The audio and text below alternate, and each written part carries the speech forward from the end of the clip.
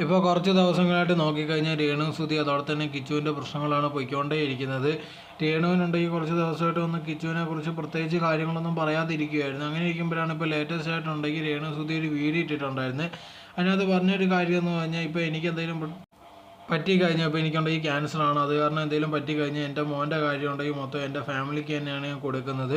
അവൻ്റെ ഉത്തരവാദിത്വം ഉണ്ടെങ്കിൽ എൻ്റെ അച്ഛനും അതോടെ തന്നെ എൻ്റെ സഹോദരനും ഒക്കെ നോക്കിക്കോളും, അവർക്കായിരിക്കും മൊത്തം ഉത്തരവാദിത്വം, വേറെ ആർക്കും ഇല്ലെന്നുള്ള രീതിയിലായിരുന്നു പറഞ്ഞിട്ടുണ്ടായിരുന്നത്. സോ ഇതിൽ നിന്ന് മനസ്സിലാക്കുന്ന ഒരു കാര്യം എന്ന് പറഞ്ഞാൽ ഇത് കണക്ക് കിച്ചുവിനെ ഉണ്ടെങ്കിൽ ഇതിൽ നിന്ന് മാറ്റി നിർത്തിയേക്കുന്നുള്ളൊരു കാര്യമാണ്. കിച്ചു അതോടെ തന്നെ ഋതപ്പനുമായിട്ട് കണ്ട് സംസാരിക്കാനോ അല്ലെങ്കിൽ എന്തെങ്കിലും ഒരു ബന്ധം ഇനി കൊണ്ടുപോകാനോ താല്പര്യമില്ലെന്നുള്ള രീതിയിൽ തന്നെയാണ് ഈ പറഞ്ഞതിനർത്ഥം. അതോടെ തന്നെ വീട് അവൻ്റെ വീട്ടിലും അതോടെ തന്നെ കിച്ചുവിൻ്റെ പേരിലുമാണ് എഴുതി വെച്ചിരിക്കുന്നത്. സോ ഇതിലൂടെ തന്നെ ഉണ്ടെങ്കിൽ വീട്ടിലോട്ട് വരാതിരിക്കുന്ന ഒരു അവസ്ഥയിലൂടെ ആക്കാനുള്ള പരിപാടിയും കൂടാണ് ഈ പറഞ്ഞിരിക്കുന്നത്. ഇപ്പോൾ സാധാ രീതിയിലുണ്ടെങ്കിൽ ഇവർ തമ്മിൽ പ്രശ്നമുണ്ട്, ഇല്ലെന്നൊന്നും പറയുന്നില്ല, എന്നാൽ പോലും ഉണ്ട് ഇതേതുള്ള കാര്യങ്ങൾ പറയേണ്ട ആവശ്യമില്ല. ആ പയ്യനുണ്ടെങ്കിൽ സഹോദരനെ വന്ന് കാണുന്നതിൽ ഒരു കുഴപ്പമില്ല. ഇപ്പോൾ അവരുടെ വീഡിയോ കണ്ടാൽ അറിയാം, അവർ രണ്ടുപേരും സംസാരിക്കുമ്പോഴത്തേക്ക് നല്ല ചിരിച്ച് സന്തോഷിച്ചാണ് ഇരിക്കുന്നത്. ഇപ്പോൾ ഇതേതുള്ള രീതിയിൽ ആ കുട്ടിയെടുത്ത് പറഞ്ഞു കഴിഞ്ഞാൽ ഇവർ തമ്മിൽ ഒരു അകൽച്ച വരികയും അതോടെ തന്നെ പിന്നെ അങ്ങോട്ട് സംസാരമോ കാര്യങ്ങളോ ഒന്നും ഉണ്ടാകത്തില്ല.